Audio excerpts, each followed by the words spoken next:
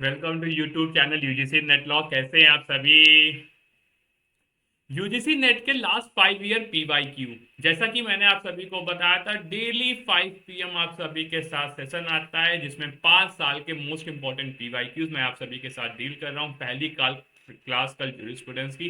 मैं चाहूँ तो जूरिस्प्रूडेंस के सारे क्वेश्चन कर दूं, बट लेकिन नहीं, मैं चाहता हूँ हर सब्जेक्ट की यूजीसी नेट। देखो सबसे पहले मेरी बात समझो। मैं चाहूँ तो केवल एक यूनिट के ही क्वेश्चन कराते हैं, लेकिन नहीं, मैं ये कोशिश कर रहा हूँ आपको पूरी सब्जेक्ट की नॉलेज, क्योंकि ऐसे जब आप एग्जाम देने जाओगे तो वहां कोई एक यूनिट नहीं पूछेंगे। They will ask all question from each unit at one time. तो अब आप लोगों को तुरंत जूरिस्प्रूडेंस जाना है, तुरंत कॉन्स्टिट्यूशन जाना है, तुरंत आपको टॉट में जाना है। तो एक क्लास में सब पॉसिबल नहीं है, इसलिए मैंने रोज एक क्लास एक पर्टिकुलर टॉपिक को डेडिकेट कर, आज कॉन्स्टिट्यूशन, अगले दिन एडमिनिस्ट्रेटिव लॉ, ताकि आपका वो टॉपिक थोड़ा सा बेटर रिवाइज हो सके और जब नेक्स्ट टर्न पे फिर हम लोग आएंगे तब करेंगे। क्योंकि देखो यूजीसी नेट का जो एग्जाम है वो आपके लर्निंग स्किल्स, आपकी कॉन्सेप्चुअल स्किल, आपकी रिटेंशन स्किल्स को मैनेज कर रहा है, चेक कर रहा है। तो इस बात को ध्यान में रखिएगा। जल्दी से चैनल को सब्सक्राइब कर लीजिए सबसे पहले, और लास्ट के 5 ईयर पीवाईक्यू चल रहा है तो आप प्लीज क्लास को शेयर कर। नया चैनल है, आप सभी का सपोर्ट की जरूरत है। क्लास 2 है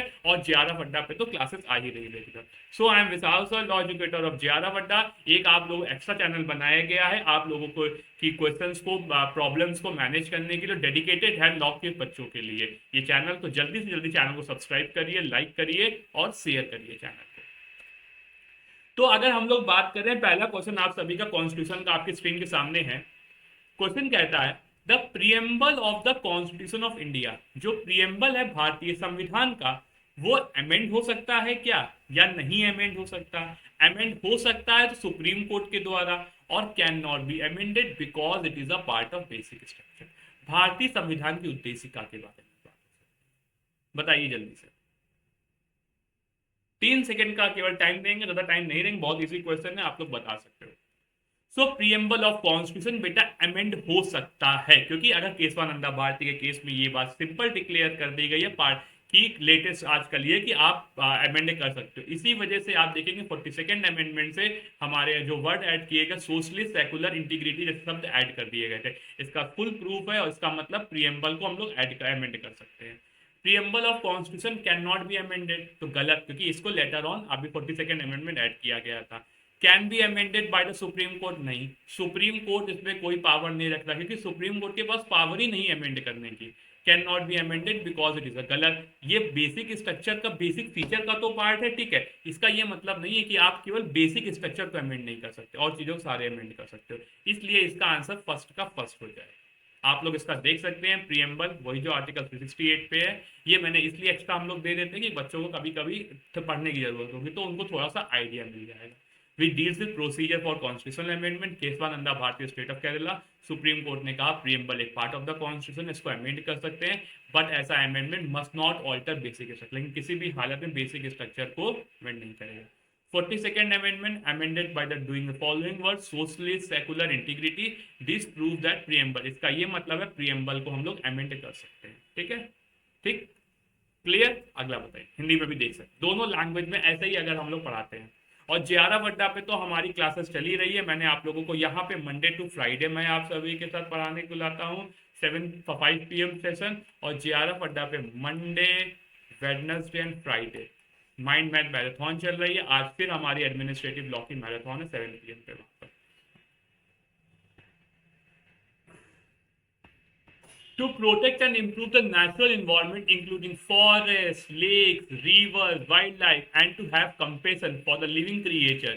तो ये जो लाइन है वो कहाँ पर दी गई है? फंडामेंटल राइट दी गई है, फंडामेंटल ड्यूटी दी गई है, DPSP दी गई, ऑब्लिगेशन। पढ़िए, to protect and improvement, protect करने के लिए, इंप्रूव करने के लिए नेचुरल एनवायरनमेंट को, इंक्लूडिंग फॉरेस्ट को, लेक को, रिवर को, वाइल्ड लाइफ को, and to have compassion for the living creature is provided. वो किस आर्टिकल में प्रोवाइडेड है बताइए?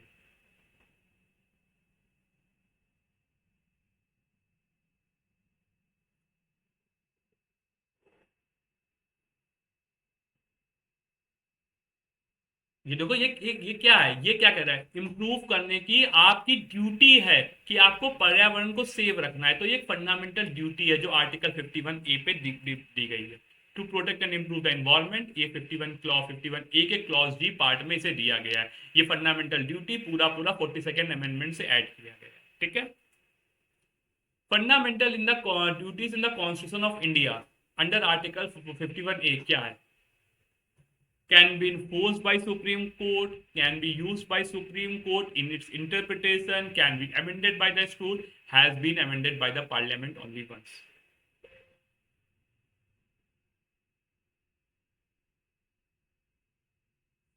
बताओ।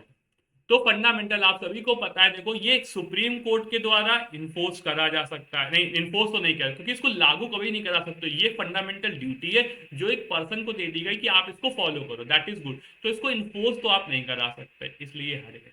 इसी तरीके से क्वेश्चन को करना होता है, can be use by supreme court in its interpretation, बिल्कुल सही बात करी गई। सुप्रीम कोर्ट इसे इंटरप्रिटेशन में यूज कर सकता है, बिल्कुल सही, और यूज भी करता है। क्या मैंने अमेंड नहीं, ये कोई ऐसा नहीं है इसको अमेंड करने के लिए पार्लियामेंट ही करेगी, स्टेट नहीं कर सकती। Has been amended by the parliament, हाँ बिल्कुल सही, एक बार ऐड किया गया, लेटर ऑन एक बार इसको अमेंड भी किया करके और एक पावर बढ़ाई गई थी। तो क्योंकि जो राइट टू एजुकेशन वाली, क्योंकि राइट टू एजुकेशन वहां पे था, फिर इसको फंडामेंटल ड्यूटी बना दी थी। तो क्योंकि वहां पे फंडामेंटल राइट तो था, ये फंडामेंटल ड्यूटी, फंडामेंटल ड्यूटी मतलब आप पर्सन हो, आपकी भी कुछ ड्यूटी होती है, इसलिए से ड्यूटी बताया गया। तो थर्ड का D is right answer, third का डी। तो ए का बी और डी का आंसर है, तो बी और डी इसका थर्ड का फर्स्ट का आंसर, ठीक है, वेरी गुड। 86 अमेंडमेंट में जब जहां 2002 में जब इसको फंडामेंटल राइट बनाया गया, तब वहां से उठाकर इसको फंडामेंटल ड्यूटी भी डाला गया ताकि पर्सन कर सके। अगला बताओ बेटा, which among the following provision of the constitution of the India mandate criminalisation of the prohibited conduct? कौन सा जो प्रोविजन है कॉन्स्टिट्यूशन ऑफ इंडिया का मैंडेट करता है criminalisation of the prohibited conduct?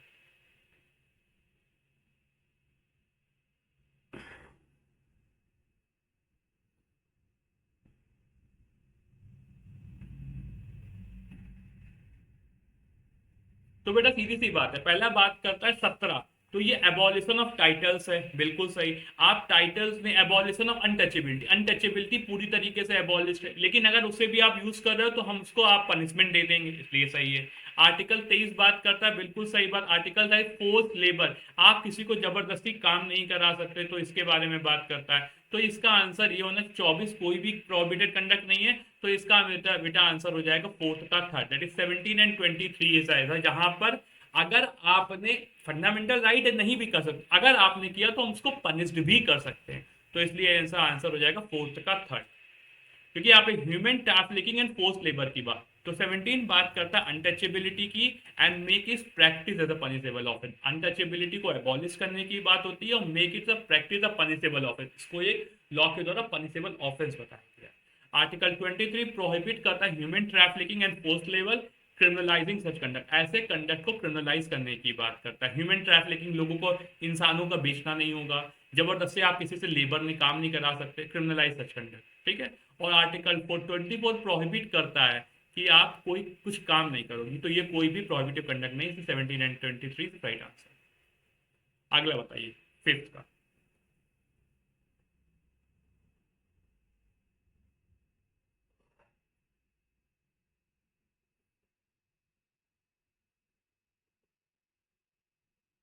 Fifth बताओ बेटा आंसर।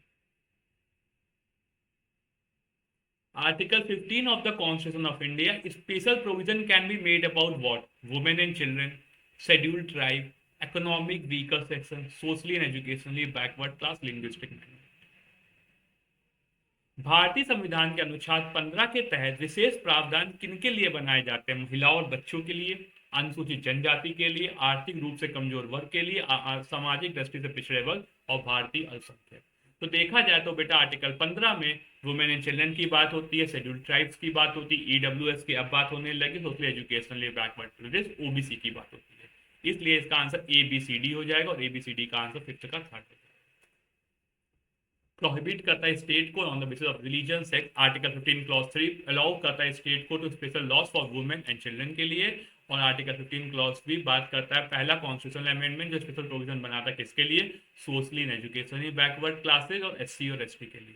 15 क्लॉज 1 15 क्लॉज 2 पे मना करता कोई भी आप डिस्क्रिमिनेशन नहीं करोगे, लेकिन क्लॉज 3 वुमेन एंड चिल्ड्रन के लिए स्पेशल प्रोविजन बना सकता है। 15 क्लॉज 4 पे social and educationally backward class और एससी और एसटी के लिए, और 15 क्लॉज 6 में 103rd अमेंडमेंट से ईडब्ल्यू ऐड कर दिया गया। लिंग्विस्टिक माइनॉरिटी 15 पे नहीं है, ये आर्टिकल 29 क्लॉज 1 और 30 क्लॉज 1 में प्रोटेक्ट कर रहा है। तो आप women and children 15 clause 3, ST को कहाँ प्रोटेक्ट किया 15 क्लॉज 4, ईडब्ल्यूएस का 15 क्लॉज 6 है, सोशल एजुकेशन में 15 क्लॉज 4, लिंग्विस्टिक माइनॉरिटी में नहीं। ठीक है, अगला बताइए, which of the following select combination of the word. अगर हम लोग एग्जैक्ट प्रियम्बल के वर्ड देखेंगे तो कहां पर बिल्कुल एग्जैक्ट वर्ड प्रियम्बल में पाए जाते हैं।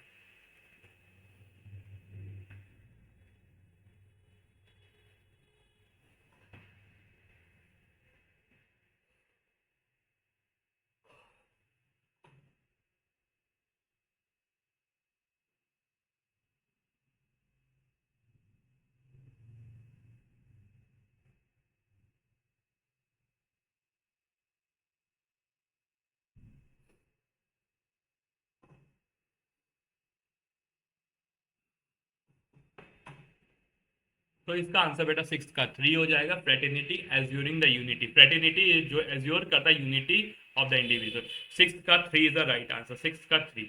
ठीक है, तो हम लोग एक सॉरी सॉरी सॉरी सॉरी बिल्कुल sorry, fraternity as well dignity and integrity. तो यहाँ बात होती है fraternity as well dignity of the individual. एक मिनट मैं देख भी लेता हूँ।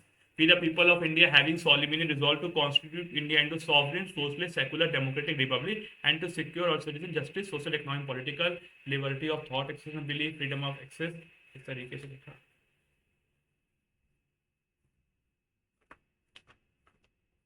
Fraternity assuring the dignity of the individual, यही होना चाहिए। Fraternity assuring the dignity of the individual, बिल्कुल सही। तो इसका आंसर बेटा dignity of the individual, फिर unity and the integrity, इसलिए इसका आंसर 6 का सेकंड हो जाएगा बेटा। तो अगर preamble of the लिखा है यहाँ पे, to promote among them all fraternity as in the dignity of the individual and the unity and the integrity of the nation की बात होती है। ठीक है, चलो अगला बताओ। Article 51A of the constitution of India, the state is directed to endeavour to. State जो है वो डायरेक्टेड होगा टू एंडेवर टू, क्या एंडेवर करने के लिए।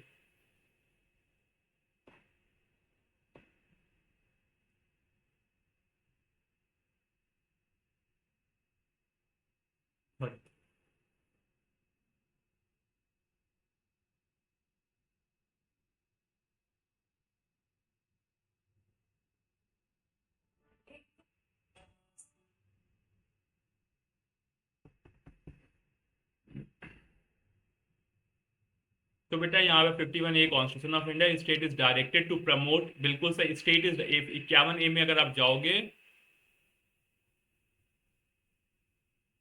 एक मिनट रुकिए, सॉरी एक सेकेंड, ये आर्टिकल 51 की बात करता है।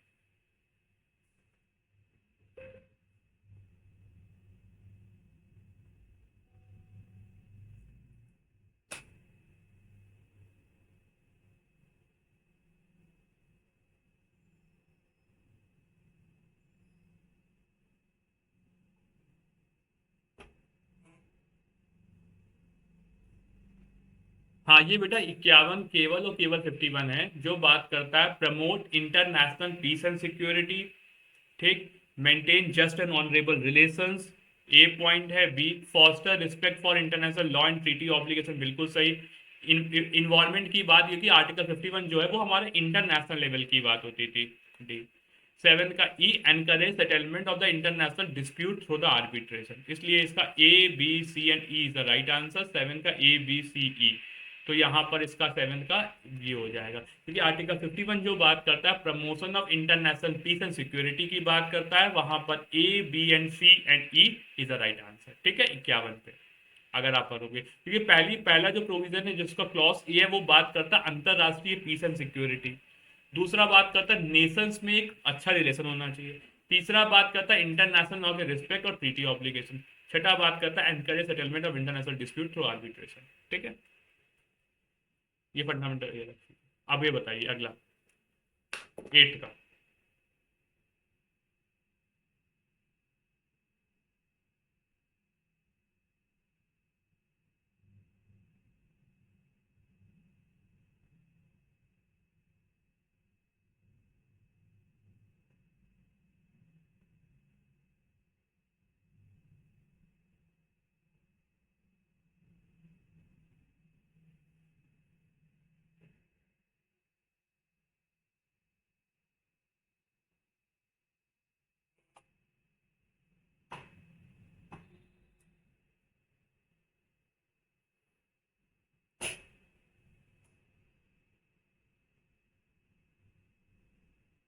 बताओ बेटा। देखो बेटा, यूनिफॉर्म सिविल कोड आप सभी को पता है, डी का आपका फोर्थ हो जाएगा, ठीक है। Living veg etcetera for the worker, तो पहले equal justice and free legal aid 39A, promotion of cooperative society 43B, ये हमारे लेटेस्ट 93rd अमेंडमेंट से ऐड किया गया, ये हमारा 42nd अमेंडमेंट से ऐड किया गया है। और लिविंग वेज तो ये, तो इसका आंसर हो जाएगा ए का फर्स्ट, बी का थर्ड, सी का सेकेंड एंड डी का फोर्थ, दैट इज एट का थ्री द राइट आंसर, देख सकते हैं, ठीक है। 39A, 43B 97 अमेंडमेंट से ऐड किया गया है, 43 ये यहाँ पर लिविंग वेज एक्सेट्रा की बात करता है, 44 कॉल फॉर यूसीसी की बात करता है। Article 13 of the constitution of India does not apply to,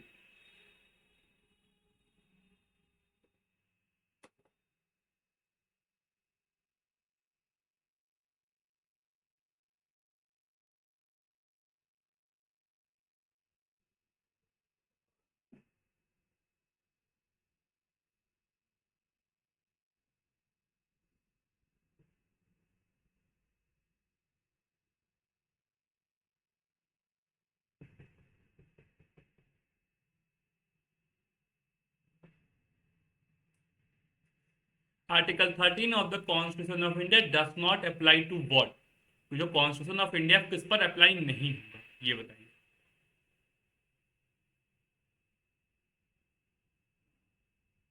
any legislation made by the parliament under article, इस पर नहीं अप्लाई करेगा। हम बात कर रहे हैं किस पर अप्लाई नहीं करेगा आर्टिकल, तो आर्टिकल 13, एनी कोई भी लेजिस्लेशन जो आर्टिकल 245 में है तो उस पर तो अप्लाई करेगा ही, बिल्कुल सही। ये लो, ये इस पर नहीं होगा आंसर इसका। Any legislation made bye article 253, तो उस पर भी आर्टिकल 13 अप्लाई करेगा। कोई भी अमेंडमेंट जो आर्टिकल 368 में है उस पर ये अप्लाई नहीं करेगा, बिल्कुल सही बात है। जो आर्टिकल 13 है वो आर्टिकल 368 पे नहीं होगा। संविधान के अनुच्छेद 378 के तहत की गई संशोधन पर, तो संविधान उस पर नहीं अप्लाई करेगा, ये प्रोविजन बना, तो इसका आंसर 9 का 3 हो जाएगा और ये आंसर 4, इसलिए ठीक है। तो law inconsistent, so says that any law, कोई भी लॉ ऐसा जो फंडामेंटल राइट के है वो वॉइड हो जाएगा। तो तो यहाँ पे अप्लाई करता है ये प्री कॉन्स्टिट्यूशनल लॉ और post constitutional law. In case of Kesavananda clarify किया गया, article law under article does not include, जो लॉ जो लिखा है, ठीक है। आप फंडामेंटल राइट का मतलब सीधी सी बात है, अगर आप 13 क्लॉज 2 पे जाओगे तो ये बात लिखी हुई है, कोई भी लॉ ऐसा नहीं बनेगा जो फंडामेंटल राइट के अगेंस्ट हो, ठीक है। अब ये चीज आर्टिकल 13 आर्टिकल 368 पे नहीं अप्लाई कर, इसका ये मतलब है आप कॉन्स्टिट्यूशन अमेंडमेंट से वो चीज हटा सकते हो। आप कॉन्स्टिट्यूशन अमेंडमेंट करके कोई चीज फंडामेंटल राइट के अगेंस्ट भी कर सकते हो, लेकिन वो हमारे बेसिक स्ट्रक्चर का मतलब हटना नहीं चाहिए। तो सीधी सी बात क्या आ गया, इसीलिए लॉ जो आर्टिकल 13 पे डज नॉट इंक्लूड कॉन्स्टिट्यूशन, जो लॉ आर्टिकल 13 पे उसमें कॉन्स्टिट्यूशन अमेंडमेंट इंक्लूड नहीं होगा, केशवानंदा भारती ने क्लैरिफाई किया और कहा आर्टिकल 13 डज नॉट अप्लाई, जो आर्टिकल 13 है वो कॉन्स्टिट्यूशन अमेंडमेंट पर अप्लाई नहीं करेगा, किसी बात ऐड करेगा, ठीक, समझ में आया, ठीक।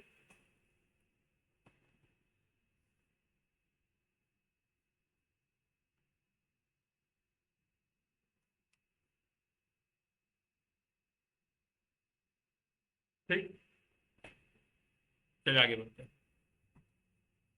अगला बताइए, under article 14 of the Indian constitution the term equal protection of law has been taken from where,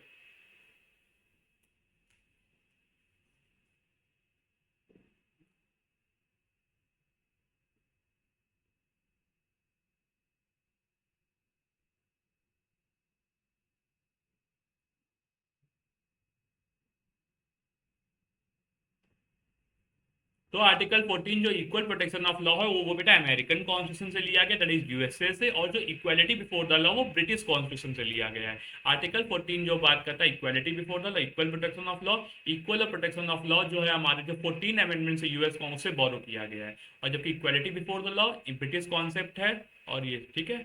इसका ये मतलब सारे पर्सन को इक्वली ट्रीट करो, and any classification must be unreasonable and non, कोई भी क्लासिफिकेशन ऐसा है जो रीजनेबल एंड नॉन आर्बिट्ररी, इसको हम मना करते हैं, ठीक है। ये पूरे 10 क्वेश्चन का सेट है, कल मैं आपको एडमिनिस्ट्रेटिव लॉ के क्वेश्चन कराऊंगा, ठीक है, कल की क्लास में। तो जल्दी से चैनल को सब्सक्राइब कर लीजिए बेटा, और जो आपके सारे फ्रेंड्स हैं सबको भेज दीजिए, ताकि सबको लेटेस्ट अपडेट और सारी क्वेश्चन की प्रैक्टिस सब मिलती रहे, और उन सभी का जो सपना है यूजीसी नेट लॉ वो इजिली क्रैक हो सके। चलिए मिलते हैं नेक्स्ट वीडियो।